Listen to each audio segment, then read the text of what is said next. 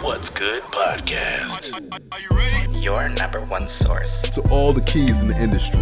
With Brianna Javon. It's the What's Good podcast. What's good? Hey, ladies and gents, this is your girl, Brianna Javon, and we are here with another episode of What's Good podcast, season 8. Of course, the theme is real estate. Today, we have another guest with us. His name is Hussain. How are you? I'm doing well. That's good. If you don't remember, he was here. We just talked about it 2 years ago. So last time we talked about his book, and was it called Fear or was it something else? Because I know there was an acronym. Yeah, it's an acronym. Forget everything and reset. See? I remember. So yes, we did a conversation then, and I was like, okay, we're talking about real estate. Now this is his like meat and potatoes. So I was like, you got to come on, we got to talk, and we got to chat. So he's here, and I'm thankful that you're here today. All right, so as you guys know, we do not have interviews. Instead, we have genuine conversations. So let's get to it. So you always, as you guys know, we always start off with icebreakers. So your icebreaker is, if you could renovate any famous building in the world and turn into a prime investment property, which one would it be and why? Wow. Anything. Mm-hmm. The first thing that came to mind was the Empire State Building. I figured you were going to say See, that. Yeah. All It's right. okay. No judgment. So now, anyway. No. You're going to take that back. Yeah, or the second thing that came to mind, just because, is like Pyramids of Giza. Oh. So I've been there. I've been inside of one of them. You know what I'm saying? When I visited. And one of the things that happens is when you get there, you think it's like the movies, but it's not. It's like a street, and right behind you is like Pizza Hut and hotels and people. It's like really horrible. But I think we can make that more of a quality tourist attraction, since that's what drives that economy anyway. So if I could renovate that, obviously not the artifact itself, but just develop the space around it, I think that would be a really cool thing. Okay, I love that. So you're thinking more so just a whole experience, not just that property itself being the tour attraction, but everything around it as well. Yeah, we could do like a theme park and have like activities. It's like, I don't know what the equivalent of that is in Texas. No, you've got theme but parks. like a swap meet in like Cali, or like, you know what I'm saying, like Broadway or whatever, or like downtown Brooklyn, and like it's just like people panhandling, that type of thing. That's what it's like over there. So, but I think that could be dope. They could have like rides and it'd be something to do besides. Yeah, it's already tainted. It ain't. Google Earth. It is not what it looks like on the movies. It's not like in the middle of the desert, isolated. It's literally Pizza Hut right across the street and KFC. Well, we're gonna put that in the atmosphere for you to have that type of opportunity to redo and just make it like a community, not community center, but just a place for people to be excited, not just for the tourist attraction itself, but everything around it. Yeah, like a museum, talk to the kids. I think it could be dope. Okay, I'm ready to get into this conversation because you already have a creative mind. If this is how you started, I can just imagine what else is next. So let's go ahead and get into our genuine conversation. Tell the people who Hussain Abdullah is. Wow, and I'm going back to the last one. I think I'm still the same guy. My dad, I'm a grandpa now. Congrats. Thank you. An educator always, professionally. And the same guy I was before. Like, I think I'm a laid back, kind of low key, chill type of dude. I think that's who I am, generally speaking, as a person. And you are real. I wouldn't say go with the flow. It's more so like, how can I show up? Because even when we got off of our conversation, I didn't know that you did business in Killeen. And you was like, I can make sheets of this person. I was like, I love that. Like, you just so relaxed. Yeah. So us talking about real estate, how did you get into real estate? So I got the book Rich Dad Poor Dad. And then I read that, and I always knew that I didn't want to necessarily work for money. And being from New York, you know, landlords are a big thing. So everybody's saying, if you own property, then you'd be fine. So I always knew that investing would be something for me. I ended up buying my first piece of property with credit cards when I was 23. After reading the book Rich Dad Poor Dad and learning about OPM, right, other people's money and that sort of thing. So learning about leverage, it gave me an opportunity to get access to a property that I couldn't get myself. I had to go through a partner and use the credit card leverage and just be creative. So that was my first property, a co-op in Brooklyn, New York, in Mill Basin. That's crazy. So what would be, let's say, a lesson that you learned then that you would say that you probably still use to this day when it comes to investing? My cousin says this saying. He's like, the way that you start is the way that you finish. Relationships, whatever it is, it's just because you're kind of like going to do the same things. That purchase was with a partner. And we had a contract, but it was like maybe he wouldn't let somebody else in. We had a personal relationship, so he gave me the opportunity, and maybe I wouldn't have trusted somebody in the set and the third. And what ended up happening was he's like 40 years my senior. I think that's important to mention, and he had done investing, and this was my first deal. So he felt like he knew more. Gotcha. So when the market happened, and remember, this is 2008. This is like the big, I'm like, our property, we bought it for 70 grand and it hit like 140. And I was like, man, we need to sell it. And he's like, no, it's going to keep going. And I'm like, I'm fine.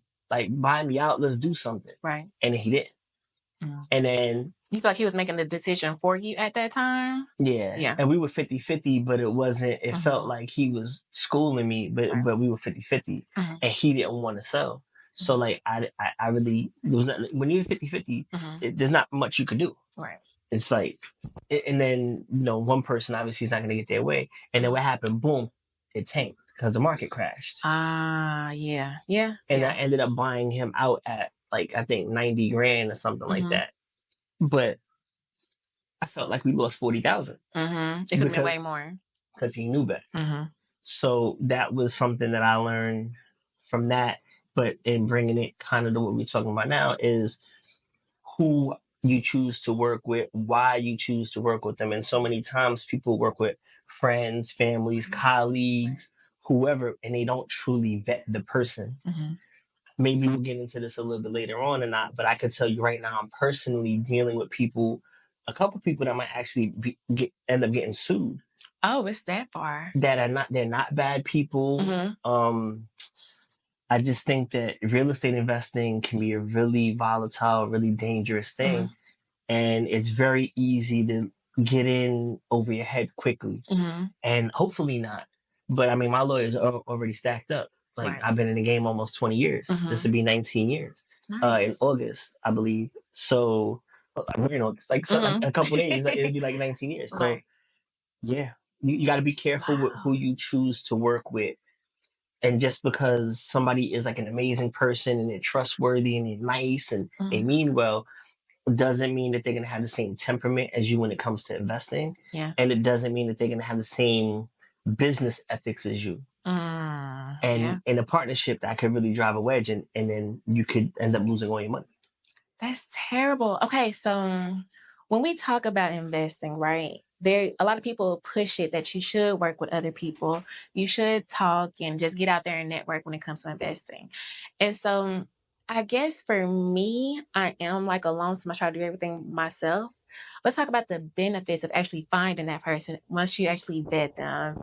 What does that look like as far as getting that conversation started? Because some people don't even know. You know what I'm saying? Like, I wouldn't know where to start. I wouldn't know what to do, but I have this money. And so I have the money. Where do I start? And how can we become partners? Because like you said, you already been doing this for 20 years. But from somebody that does not know, and like you mentioned, you was in that situation where the fellow was 40 years your senior. What would you do differently to this day to say, okay, this is how I'm vetting and this is how we should move forward based on the information you have now? Okay, so the first part of the question is, how do you find somebody, right? I'm a coach. Nice. And to bring it back to our last conversation, I was talking about basically leaving the game as a coach. And I looked at the numbers, and since our last conversation, I signed up 98 new clients in those 2 years, and I just broke 250. I think I have 256 people that I chose to work with over my 9 years of HA Homes. 19 years as an investor, 9 years of this company where I'm working with other people. So within that, I've lost money on you name it. Oh, wow. Right? And so this is not a formal thing. So if I learn a lesson over here, let's say I lose 10 grand, everybody who comes after that is not going to learn that 10K lesson because I'm going to say, watch out for that. Right. So you That got makes that sense. over 19 years, Mhm. plus all my clients, plus all of the houses. We've done a few hundred houses in the last 5 years. And that's not counting what my clients have done on their own. On their That's own. just what my name has been attached to. Flipping, buying, hold, all of those type of things. So what you would want to do is, if you're going to work with somebody, look at their reviews, look at their due diligence, like do your due diligence, look at their whole track record, and then really see. Don't just look at the commercial, don't look at the Instagram, don't look at the cars, the watches. Like, anybody can do those things. I mean, you got to look at the actual, what they're saying, how the contracts are. Be very, very thorough, I would say, because let's just say, for example, let's say you came to me and you said, you got $10,000. $10,000 to you might be most of your life savings. That might be your whole life. Right. To me, that could be a weekend. Right.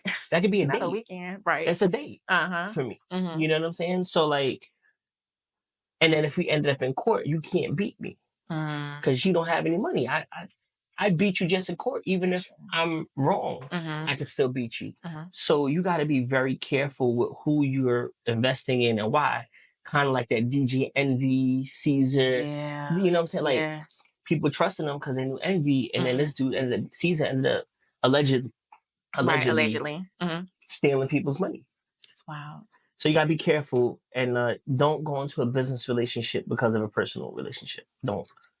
Now that's a word. That's a word. I love that. Repeat that again. One more time.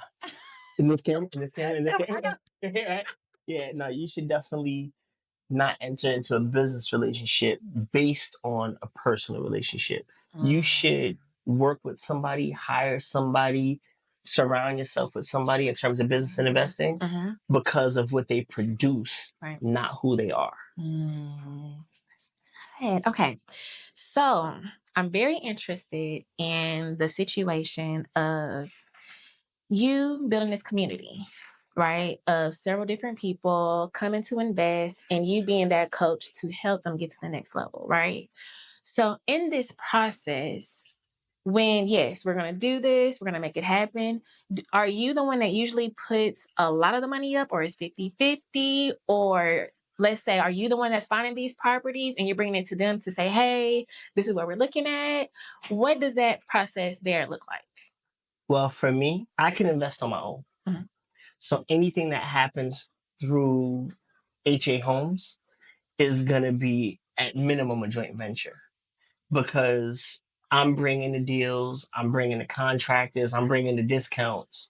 So my benefit to you is that you don't have to lift a finger.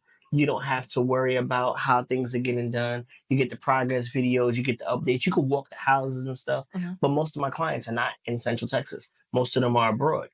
So they have to have faith in the fact that I'm going to do what needs to be done. And again, when you get update videos every day and you see the register and you see the accounting that's being done real time and you see the turnovers and again, our track record, you know, you can feel comfortable in that. When not everybody's not necessarily ready to JV with me. They might not have the money to put up to be a 50-50 or a 60-40 partner with me. You might have, let's say, a few thousand. Well, then you get coaching. I teach you about how to get business credit. I teach you about how to get tax breaks so that you stretch that money and then teach you how to invest while you're letting your money grow. And then now you're looking at things differently. I always equate it to Neo in the Matrix. Like, you know, you take that pill and then you just start seeing numbers and houses because you have a new outlook on that. So that's how that works. For me, if I put money up, so this is how it works. Let's say I have 50 clients in the pool at a time, right? And I send 20 deals. If everybody's money's spent and there's still 5 deals left on the table, I'll use my own personal money and I'll take those. But I won't spend my money before everybody's taken care of because I feel like it's unfair to cherry pick. Makes sense. And then if I do something by myself, what it is, I just keep that. And the only other time I won't do that is if like I buy something for, like I know I'm buying it for myself. Like we bought a trailer park. I knew I wanted a trailer park. I bought it for myself. It was not, I sold some of the mobile homes. So, you know, people could eat but I knew going in that was going to be mine. And I was talking about, you know, 7-figure deals. So nice. that's everybody's not going to be able to talk about that. So, okay, you make a good point though. I'm not saying picking and choosing, but you also make sure, okay, these deals are for the community and I have these deals are just for me. How do you, pick and choose which one is for you versus for HA Homes? I have so many deals that come through that, again, my criteria is simple. Mm-hmm. Everybody got to have their money moving. You can't have 20 grand with me and then I see 3 great deals in a row. And then I say, you know what? I'm going to take these 3 deals. Your 20 can wait. No, I only start spending my own money after everybody in the pool has their money spent. Or let's say I bring 123 Main Street. If nobody shows interest in 123 Main Street, I'm taking it. Yeah. Because I vet deals before I even bring them to the team. So I like every deal and I'm happy with every deal that comes across that group email. So whatever is left over, I do good enough with just what's left over. Because remember, if I bring, let's say 100 deals a year, that means I eat off of 100 deals a year. Right. Plus what's mine, plus what I already owned. So like, I don't need to like go first. And then who's my clients? The majority of my clients are family and friends. My daughter, kids, grandbabies already got credit cards. My wife, my mom, my brothers, my nephews. Like the majority of them at that 250 is people that I came up, elementary school friends, junior high school cousins. Like, so we all can win. I love that. Okay, so you just getting like you see, I haven't asked you not one question. Go crazy, yeah. Because now I want to get into creating that legacy. Because you made a really good point. Because a lot of times, certain demographics has all the money, all the wealth in the world, right? But then they don't teach their offspring. So a lot of times it's more so like, I know I'm rich, I know I got this. But when your people pass away, what do you do with this information that was passed along to you? So with you already teaching your kids, because I know you mentioned your kids, now you got grandkids, how important is that to you to, of course, build the legacy, but just making sure that they have this information to continue the legacy for the ones that's coming? The reality is you have to, and this is interesting. I'm not setting everybody up. Okay. I'm not. Okay. Let's say I hit for $1 million tomorrow. This is how wealth dissipates. I got NBA players, young guys, NFL athletes. They get money. I'm gonna take care of my mom. I'm gonna take care of my hood. I'm gonna take care of my. And you take $1 million and then 120, 20, 50, and then before you know it, what you could do with 50K, you can't do with 500K. And it's not like it's a 10 times bigger impact. It puts you in another stratosphere. Absolutely. What you could do with $1 million is not 10 times more than with 100K. It's another stratosphere. So when you break down that number, you hurt yourself. So I'm not going to give, I'll say one of my nephews, and shout out to all my nephews. They all invest, but they know I'm not talking about them, but I'm talking about them. I'm not going to just say, all right, well, I got, X amount of nephews. If I die, each one gets a 10th. What if you don't have money management? What if you're going through a volatile divorce? What if you got 4 kids? No, you're not breaking up the wealth. You know what I'm saying? And I'm not going to say, well, just because we are blood relatives or related, I'm going to build up the trust and you can live off the trust. No. Because there are some people who are showing you who they are now. Without money. And then it's like, so I'm killing, I'm going to do a list so that you can have, when I could give this person more and they could grow. Entitlement was the word I was looking for. Yes. Oh, yeah. I mean, yeah, it gets to entitlement, but we talk about legacy. Right. So like, no, outside of HA Homes, the other companies I own outside of the book, like we have the Mary Kemp Foundation, which we had even 2 years ago. I just bought a whole 23 suites, commercial building, the same setup I have in Killeen in the building called the Mary Kemp Center. My mother's name is in the wall. Yes, I remember. I'm not worried about my legacy. I'm trying to make sure my mom, while she's with us, could see what she was doing. You know what I'm saying? So I got to make sure everybody knows her name. I don't think I'm going to be worried about my name if I'm not here. Yeah. You know what I'm saying? So I'm worried about her. Yeah, because she's here. So she can see all the things she poured into you. Yeah. That's my way of giving back. Like I could have named it the Hussain Abdullah Foundation. True. Nah, it's the Mary Kemp Foundation. Like, I'll be okay. You don't have to worry about me. Yeah. If I do my job right, maybe the next person will build my statue or name the street after me. But while I'm here, it's about my mom. I love that. Okay. So with the real estate, I want to get back to real estate. Now that we got into legacy and wealth management, things of that nature. When do you know? Because I've heard, and you mentioned it earlier, when to keep and hold on to a property versus selling a property, like just to get a quick turnaround. When do you know? Of course, looking at the real estate market, but sometimes it sounds like it can be a guessing game too. Or do you think that it's more so if you pay attention to the real estate market, it'll let you know when you should keep and when you should sell a property? Nah, I have formulas. I look at the numbers. Okay. I don't have any attachment to any of this stuff. Okay. So what's your strategy? The only building that I have, and then for anybody who's going to see, I'm not selling, is the Mary Kemp Center. Because when I bought it, it was like, look, you going to sell it? And I was like, my mother's name. They're like, so what? You'll sell it if the right price came. I was like, I would. Yeah. And I'll buy another building and put my mother's name on a bigger stage. So everything comes down to a number. Everything comes down to if it's a good deal, if the ROI is right, if the numbers make sense, if I see potential in it, if it makes sense to flip, if it makes sense to hold, or the market shifted. I'll just give you a quick example. Killeen, Bell County, basically flatlined for the last 20 years. Okay. Property values really didn't increase. And if it did, it wasn't much more than the 3% standard for cost of living, 1.5%. So it flatlined. And the rents were really solid. So you can make 20% return on your money. So it was just a good investment.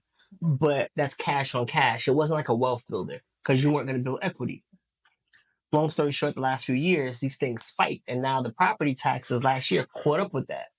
So we have so many single families that went from making $200, $300, $400 a month to now losing $200, $300, $400 a month. Right. Now it's time to sell. And we just cash out all our equity. So what I've been doing is I've been selling off all my single families, taking that money and just buying buildings and commercial and bigger pieces.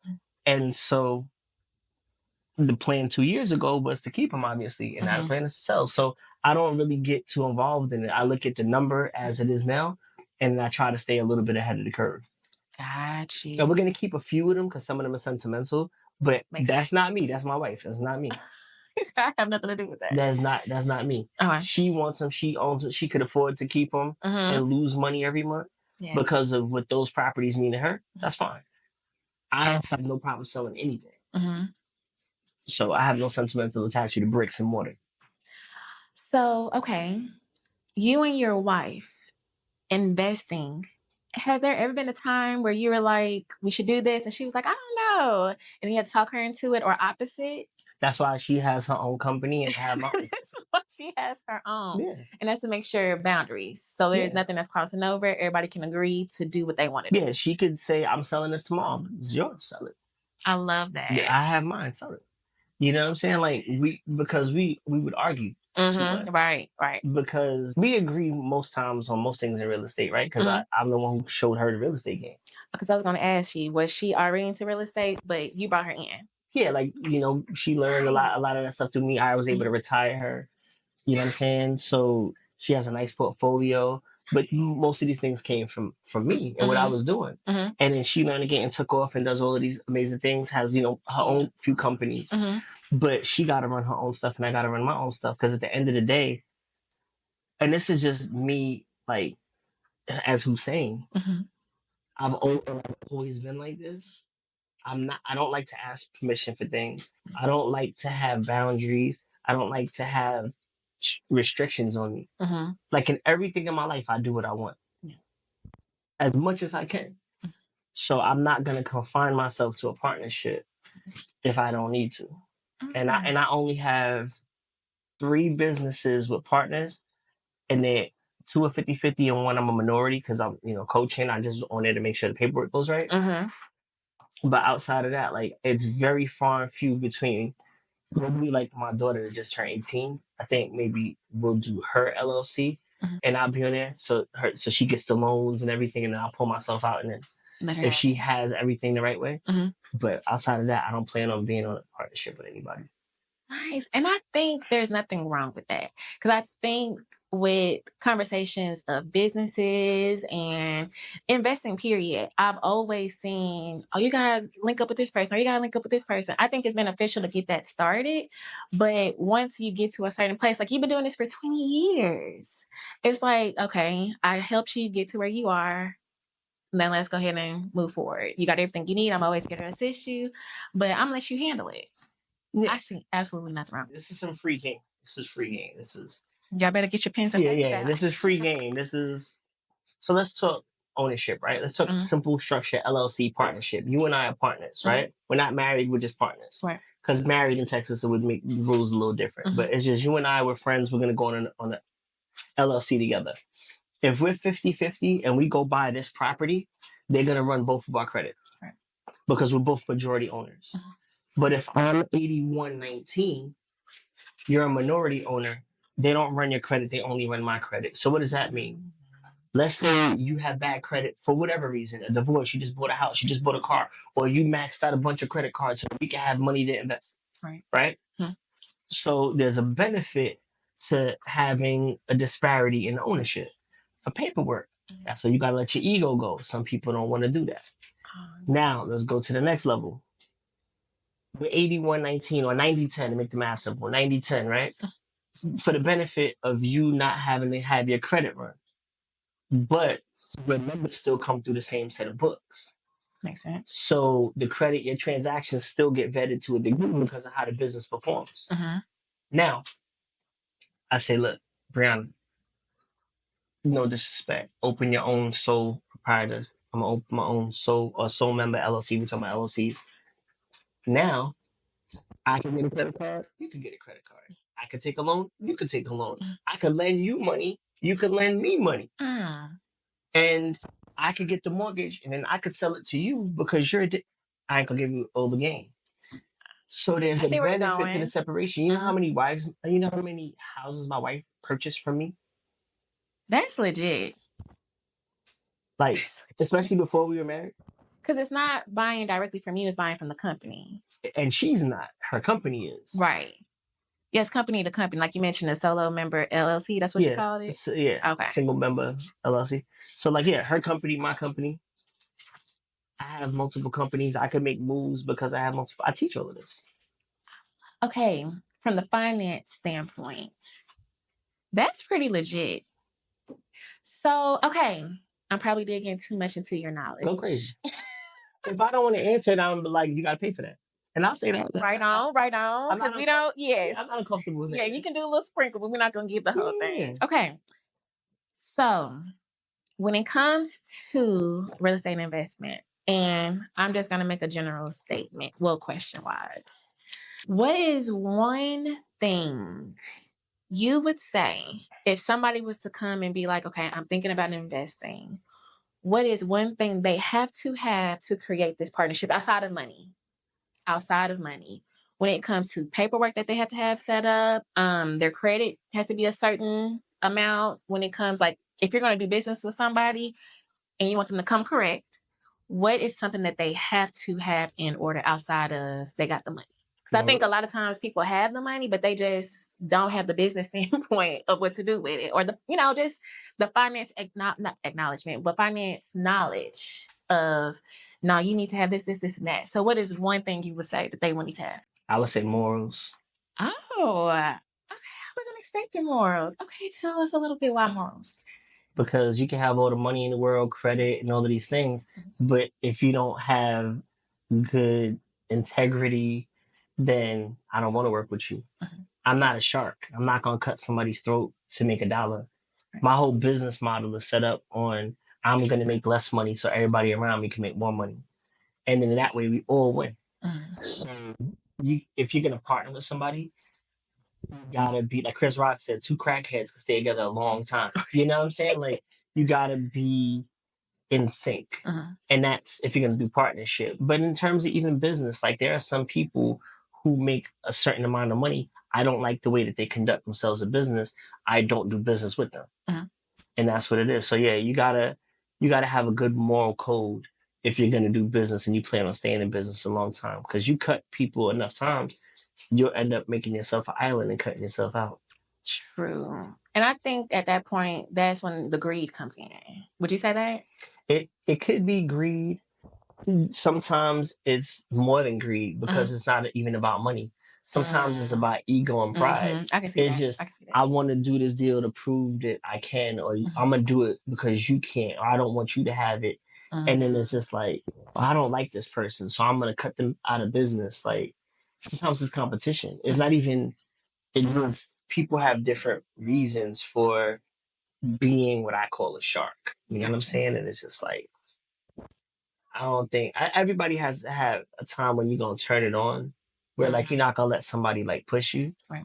But I don't like people who out the gate want to like haggle for no reason. Like, this, why are you haggling? Like, or cut people out or talk crazy about somebody when they leave a room. Or a lot of that goes on. That's human nature, but in business, I think it is amplified because now you're factoring money. And when you throw money in the equation, everything already gets exaggerated. True. You know what I'm saying? So yeah, you gotta have morals in business. I love that. Okay. All right. So we are on our second half of the podcast where we talk about your highs and lows. Anything that you want to celebrate to be like, hey, Hussain, you did that. And it could be anything outside of real estate. It could be life. It could be anything. I feel like every day is my birthday. I truly feel like that. Like I don't buy gifts on my birthday. I buy what I want when I want it. I get my wife what she wants. Like my daughter. Everybody gets what they want when it's like it's available. So I'm just happy to be here and blessed to be here. I think I've done way more than I ever imagined, and so that's a high for business. By the time this podcast drops, we would be celebrating H.A. Holmes' 9-year anniversary. Nice. That should be cool. And I said this last time, so I'll keep the theme and we'll see. Because now I can look at the show as a barometer for myself. True. I feel like I'm retiring from H.A. Holmes in year 10. The structure, everybody having access to it, it will go away before year 10. So by August, if I do it right, by August 2025, I would have hit my last 44 clients that I want to make. And then I'm going to retire from that. So the social media, all of that will go away. And then maybe there'll be something else, or maybe there won't. So at this point, do you think it may or may not be real estate, but you're just ready for that next chapter of your life? Like you've done this, you accomplished this goal of everything that you want to do with H.A. Holmes. You're looking for like, what's next? Yeah, because like I say this to people that's around me. Like you was talking about this in the car. I wake up every day to problems. 7 days a week, I wake up to problems. Because I mean, it's a lot of money. You know, they say more money, more problems. Yeah.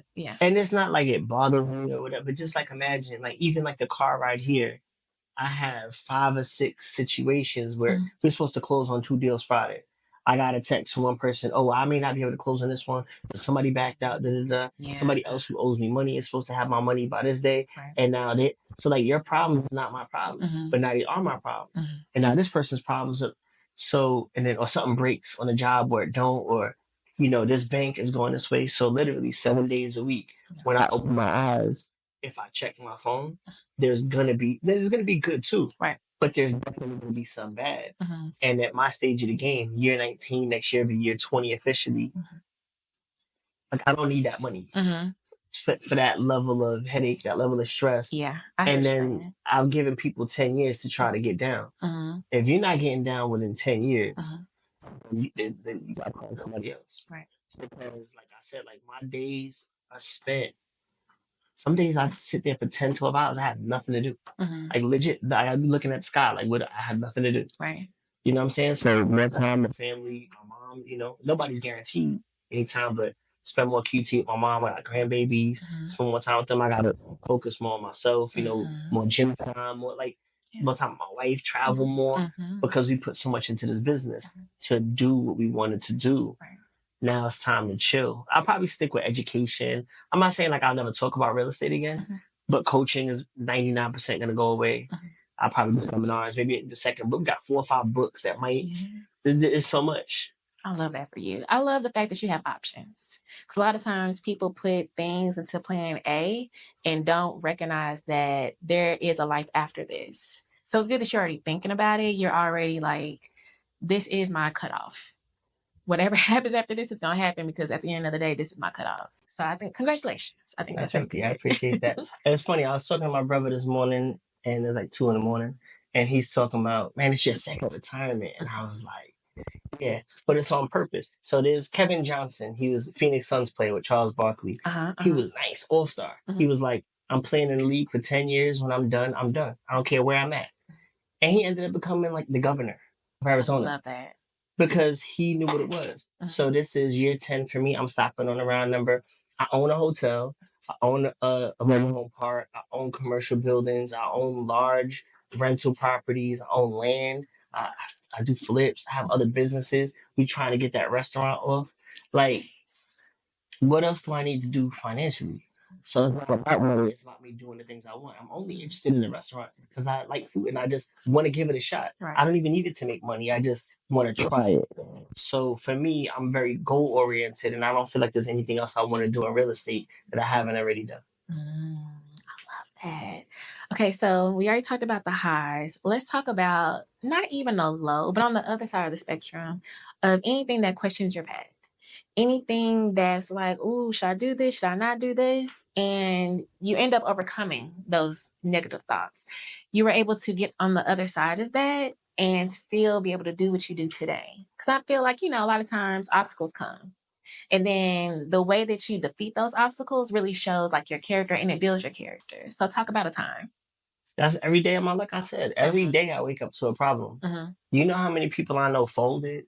They made money in 2021, 22, and they bought the big house, bought the car, and they don't have it now. Their business went away. Their flipping business went away. Like I told you, I have some people I might end up suing because they bet all their money on that this and this and this was going to work, and it fell through. And now they have no way out. And that's how most of the not most, a good percentage of the homes I buy are from people who tried to flip for the first time with no guidance and ran out of money. And I got to bail them out by buying it for lower than what they paid for it. Because they betted to walk away with something and nothing. So every day is a test. Every day, business or not, real estate or not, it's just, that's the game. And if you don't have thick skin or a stomach and you can't sleep at night with big shirt, do not invest in real estate. Give your money to somebody else. Let them invest it. Don't do stock. Play it safe. Because you never know where you are. Because you can win longer like that. You know what I'm saying? Like, you got to stay in your lane. Everybody can't be a boss. A majority of my clients pay this money, and what they're going to do instead, they're after getting the emails and spreadsheets and tax conversations, they tap out because it's too much for them. Because for adults, it's hard to learn something new. So they give up.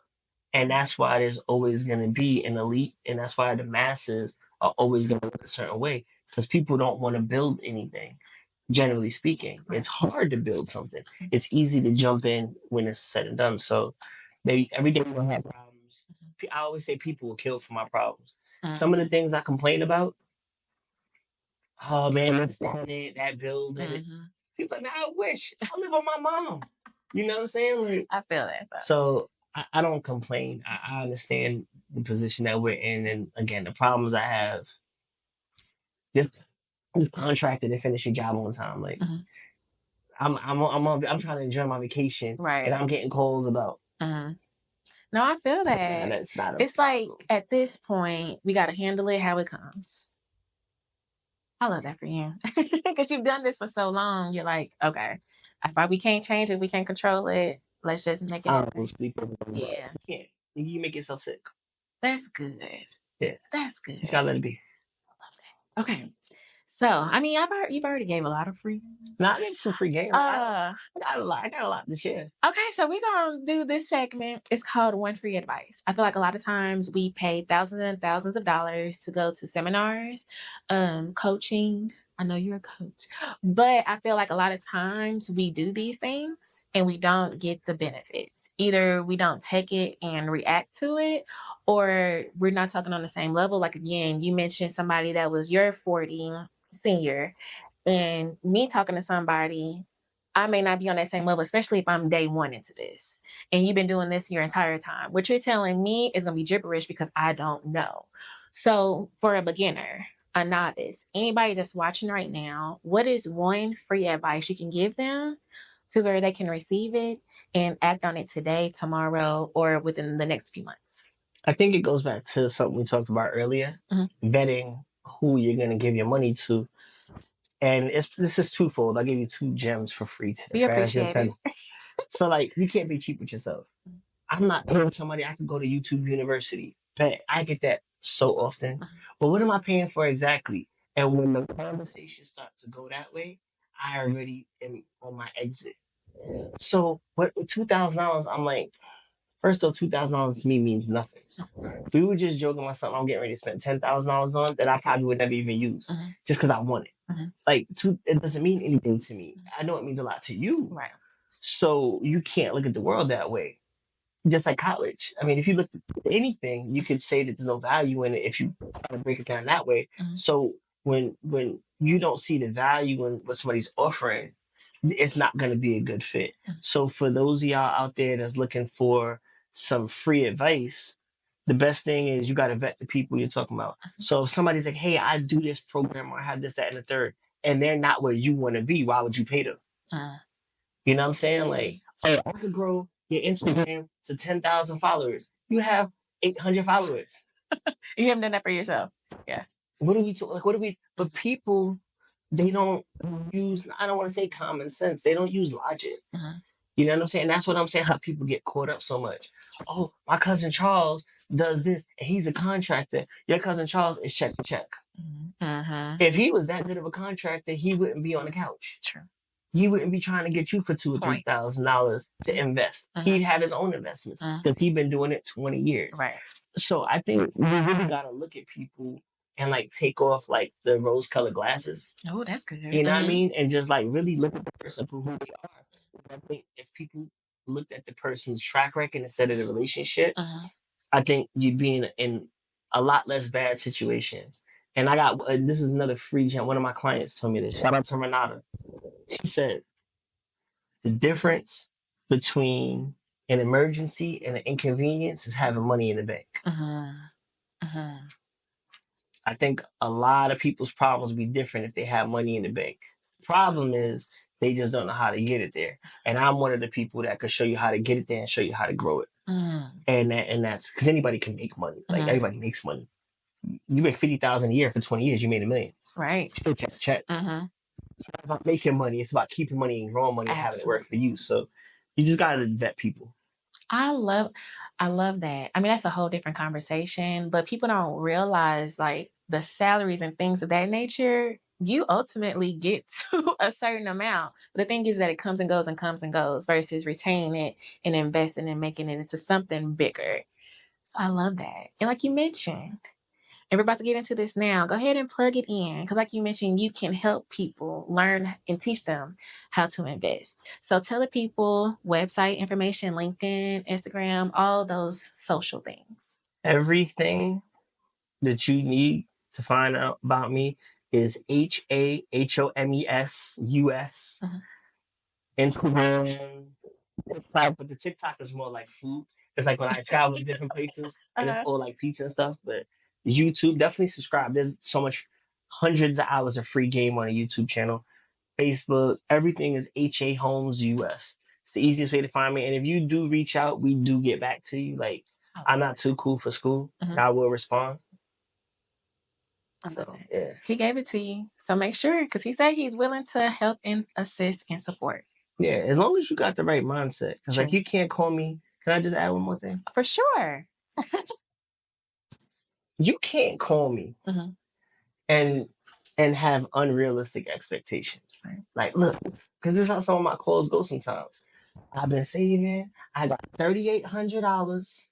I'm trying to retire. And I'm like, $3,800 American?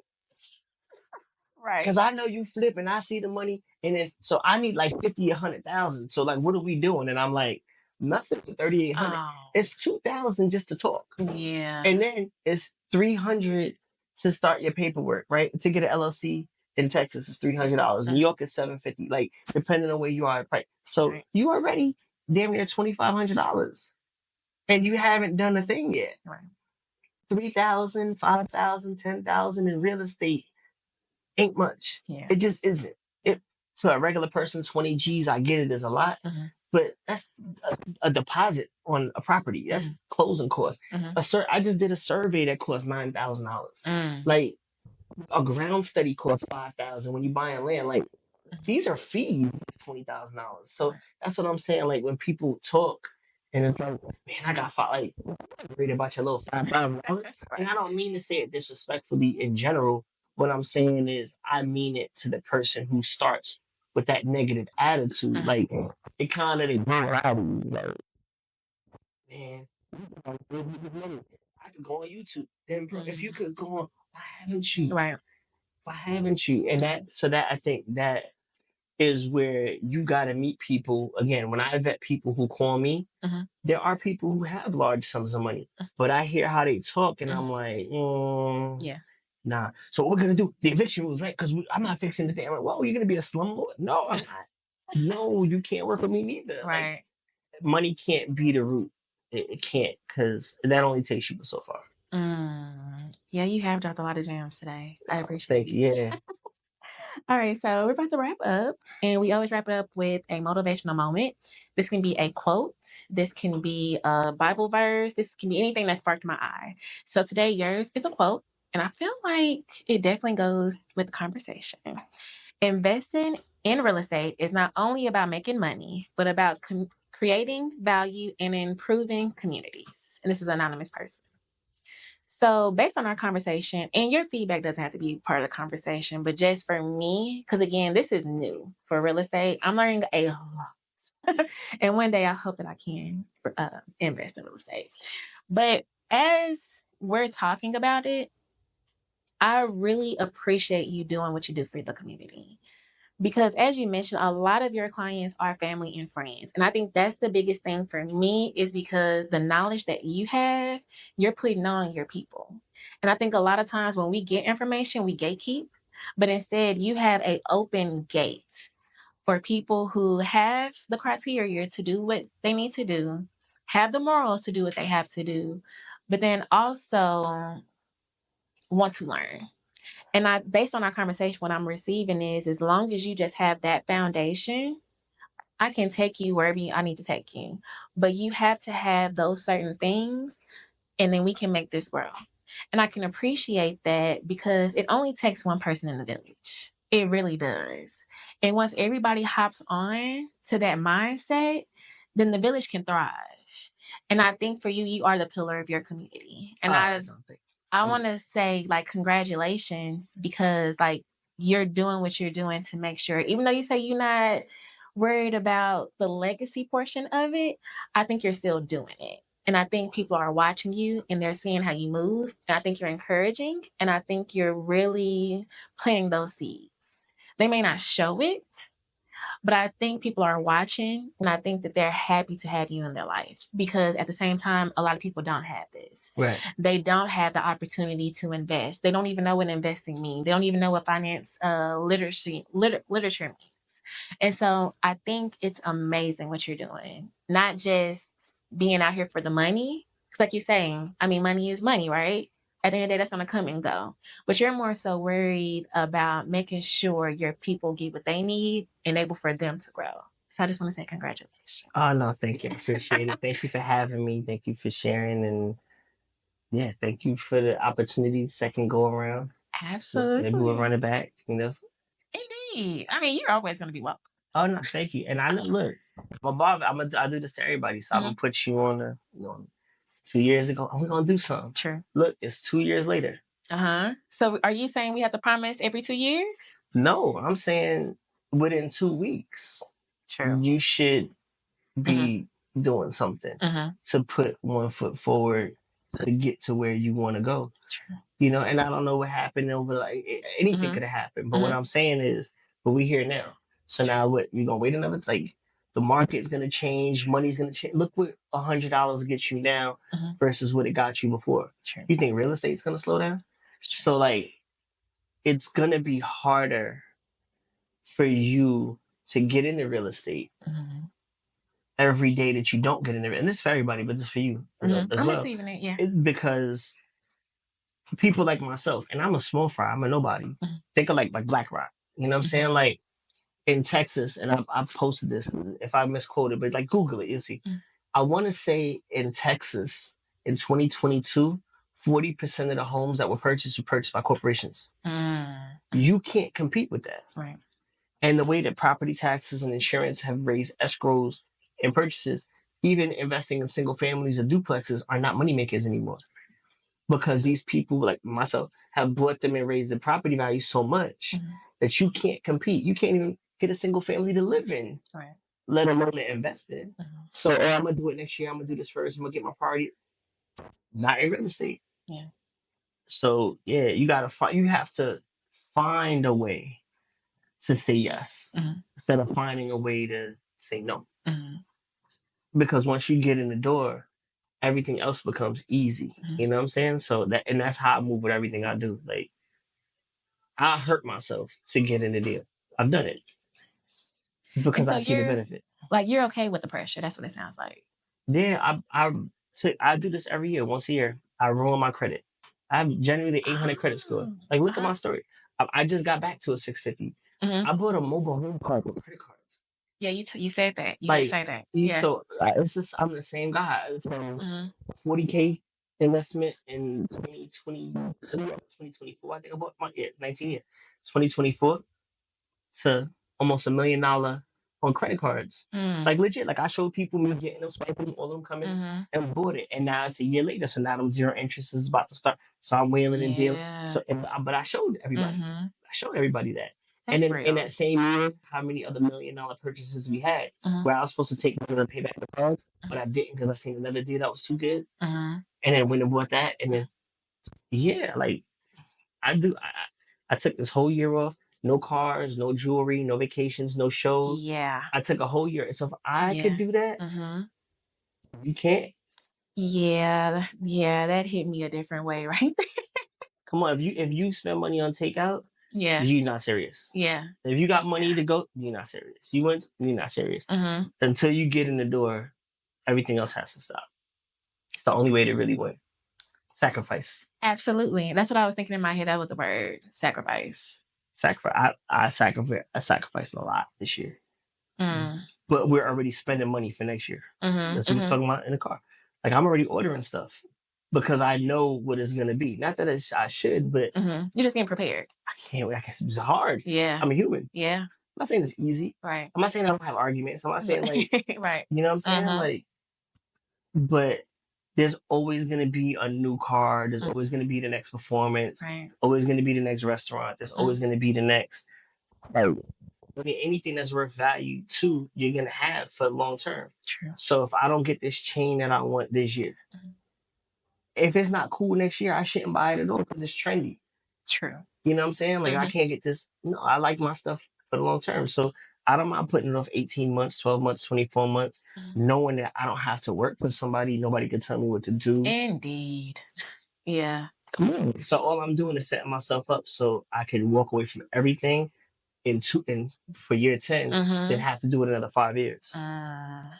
It's the preparation for me. I love that. You gotta give something up in order to, you can only hold so much. True. You gotta set something down to be able to hold something up. That's true. That's a good analogy. So I love that. Okay. All right. Yeah, we like You're giving me my goal. Yeah, good. Yeah. Indeed, I receive it. Okay. Well, this is a wrap. Do you feel like I missed anything? Nah. Is there anything else that you want to say to the people that? I can do this for hours. I know, right? No. I think we covered everything. Yeah. Awesome. Yeah, you got a goal. I got a goal, and then we're gonna see where we're at in a year. I'm gonna look back at this. This is gonna be accountability. You gave a lot today. Very thankful. And I mean, it's a wrap. Yeah. All right. So if you're listening to this morning, noon, evening, or night, thank you so much for tuning in to another episode of What's Good Podcast with Brianna Javon.